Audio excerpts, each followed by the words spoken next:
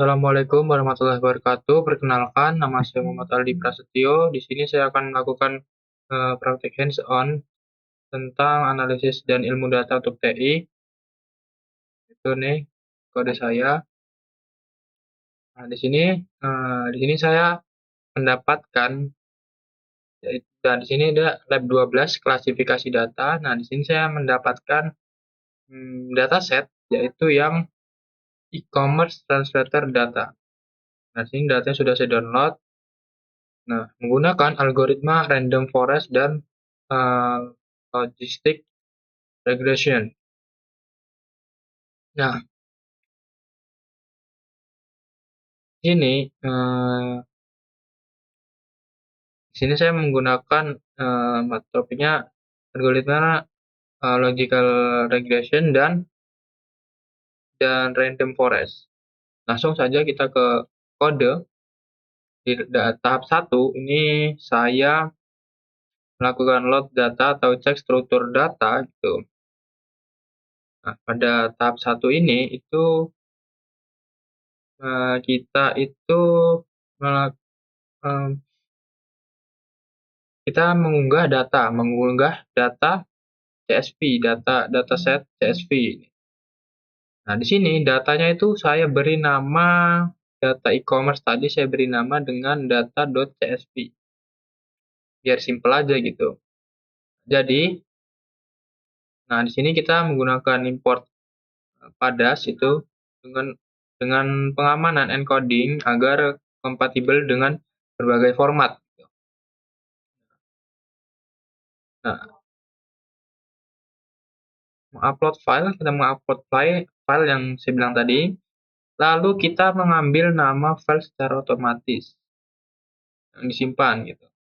Lalu kita melakukan load data atau mengamankan coding tadi saya bilang.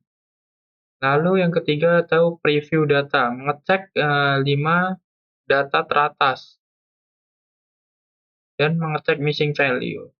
Lalu di tahap itu melakukan visualisasi tahap 1 gitu. Histogram. Di sini tuh kita itu akan melihat data teratas menggunakan head.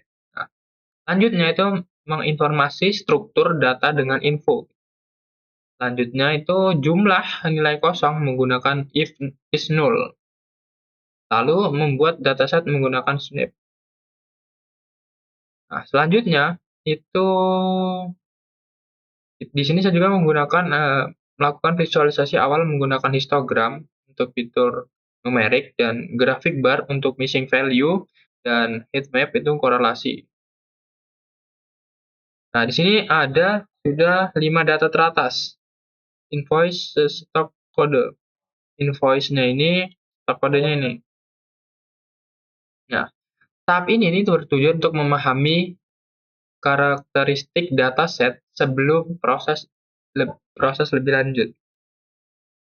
Ini histogramnya, visualisasi value, dan heatmap korelasi. Nah, selanjutnya itu tahap 2 data cleaning. Nah, pada tahap 2 ini saya melakukan pembersihan data atau data cleaning yang saya jelaskan tadi.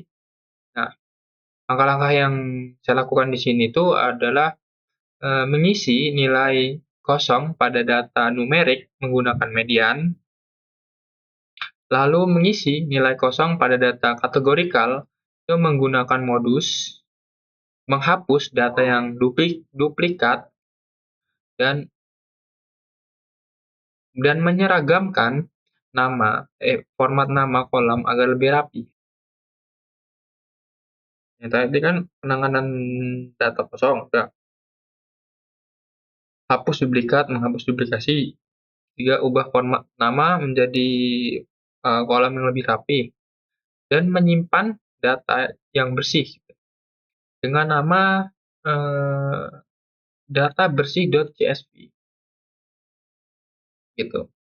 Oke, selanjutnya data akan tersimpan di sini dan terdownload otomatis gitu.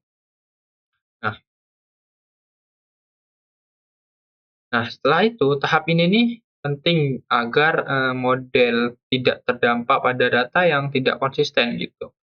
Kenapa? Karena kita harus membersihkan data-data yang anomali. Nah, di sini ada ini menggunakan file data CSV yang data e-commerce tadi yang belum dibersihkan, data sebelum di-cleaning. Seperti ini. Missing value-nya sebelum di-cleaning di description ada 1454 missing value dan di customer ID ada 135.080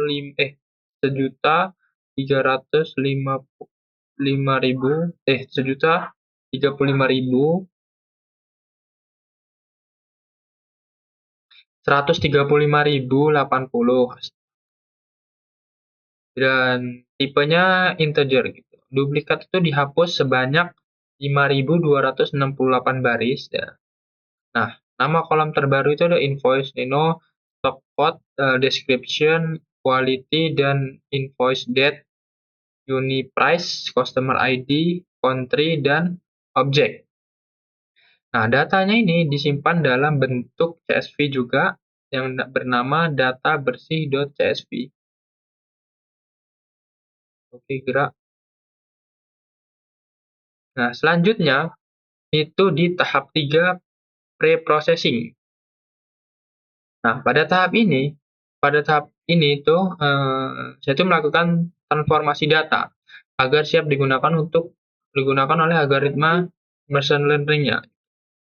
Nah, langkah-langkahnya itu meliputi encoding data kategorikal menggunakan label encoder, lalu normalisasi fitur numerik menggunakan standar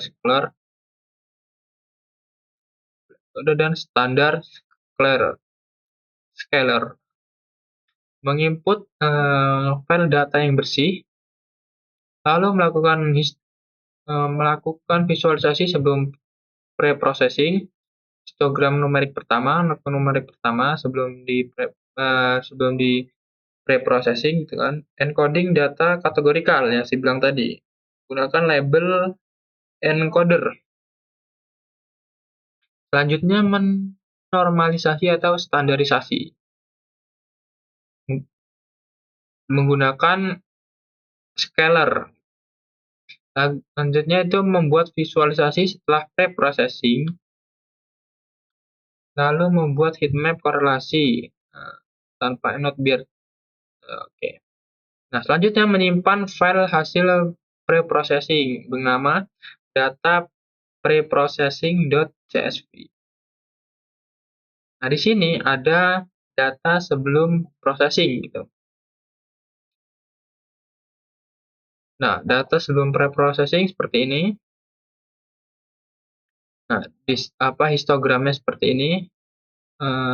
Kuantitinya 0 sampai 50.000 apa 500.000. Selanjutnya encoding kolomnya invoice no dan encoding kolomnya stock code, description, invoice date, country-nya. Lalu data setelah di encoding itu seperti ini. Dari yang sebelumnya seperti ini jadi seperti ini ya. Data setelah dinormalisasi seperti ini. Nah, distribusi data setelah pre-processing. Jadi dia ada naik dikit nih. Selanjutnya heatmap korelasi. Nah, dari 0 sampai selanjutnya coba saya cek di gerak. Selanjutnya itu ada tahap split data. Tahap 4 split data ini saya menjadi dataset itu menjadi dua yaitu data latih atau training set dan data uji atau testing set. Nah, di sini saya menggunakan rasio 80% untuk data latih dan 20% untuk data uji. Menggunakan train test split. Train test split. Data trainnya trainnya 80% atau training setnya 80% dan tesnya 20%, seperti saya bilang tadi.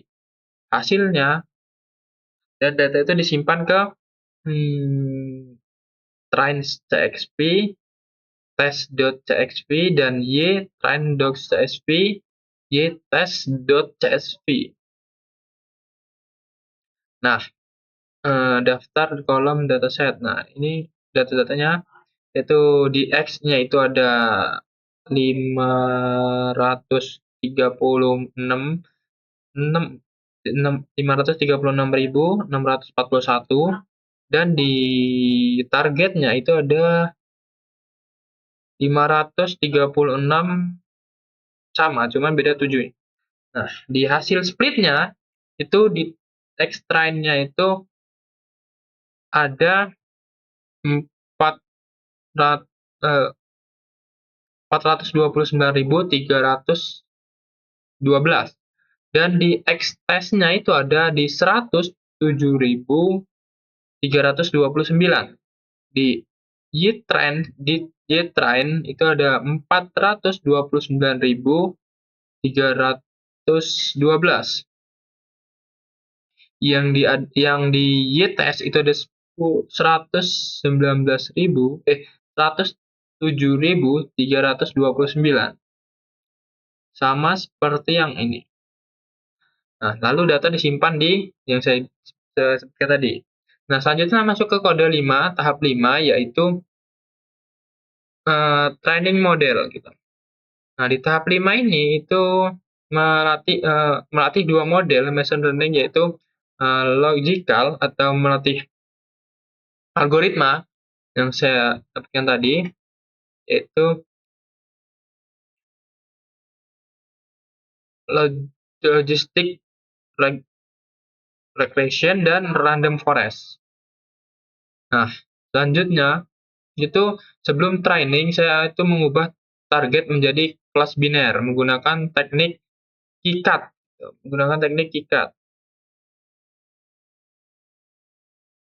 Nah, selanjutnya itu model itu dilatih menggunakan data training dan dilakukan prediksi pada data testing. Matriks awal itu ditampilkan menggunakan kelas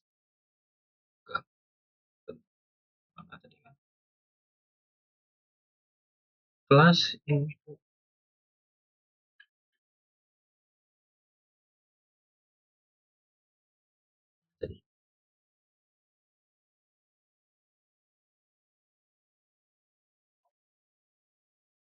Nah, menggunakan kelas evaluation report. Nah, hasilnya model yang sudah dilatih kemudian disimpan ke dalam file bertxt PKL. Nah, ini menyimpan data yang siap untuk di training, kan kita ngambil di sini. Dan ini adalah data yang algoritma random forest melakukan menyimpan. Nah, di logic regression ini itu ada akurasinya 0,6487, nah, sekian akurasinya nih. Dan di random forest-nya akurasi 0,85 gitu. Rekalnya ada 0,87 dan 0,83. Lanjut ke tahap 6. Lanjut ke tahap 6, yaitu evaluasi model. Pada tahap ini, saya melakukan evaluasi performa model menggunakan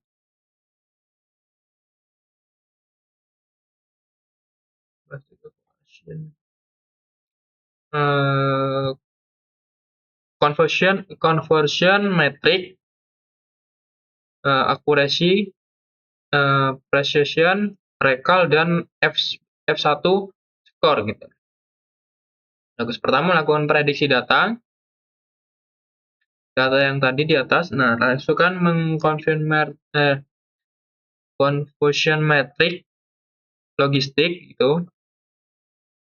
Nah, yang conversion metric dikurang logistic regression.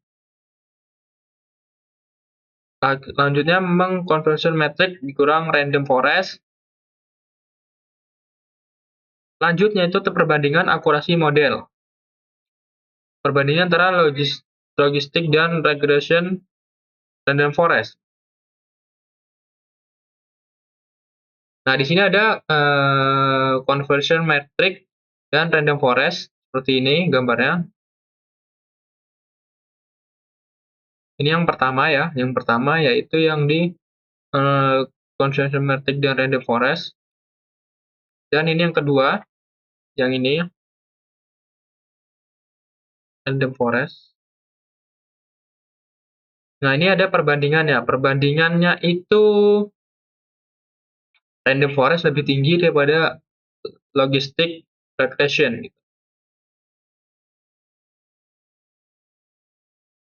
Nah, selanjutnya itu ada di tahap 7 yaitu analisis dan perbandingan model. Sebelum masuk tahap 7, nah balik lagi ke sini tadi. Nah, saya itu memvisualisasi conversion metric dari kedua model itu menggunakan heatmap agar lebih mudah dianalisis. Gitu. Nah, selanjutnya itu tahap ini nih digunakan untuk melihat seberapa baik kinerja model dalam mengklasifikasi data. Oke, sekarang lanjut ke tahap 7, analisis dan perbandingan model. Nah, pada tahap 7 ini, saya itu menghitung dan membandingkan matriks performa model seperti yang tadi, accuracy, precision, recall, dan F1 score. Yang pertama itu ada menghitung metrik model. Yang kedua ada membuat data frame perbandingan, yaitu logistic regression dan random forest. Lalu yang ketiga ada visualisasi menggunakan seaboard. Lalu yang keempat ada kesimpulan. Nah, perbandingannya itu ada di akurasi biru itu logical regression dan orange itu random forest. Jadi yang logical ini lebih di bawahnya. Nah, lebih tinggi itu random forest gitu. Seperti data yang di atas di sini, logistic regression itu akurasinya 0,6478744 dan di bawah random forest gitu. Ini juga precision-nya juga di bawah dan recall juga sama dan F1-nya juga sama. Kesimpulannya, random forest itu lebih baik berdasarkan akurasi dan F1 score. Sekian praktek hands-on dari saya, kurang lebihnya mohon maaf. Apabila ada kesalahan dan kekurangan saya mohon maaf. Saya akhiri, wassalamualaikum warahmatullahi wabarakatuh.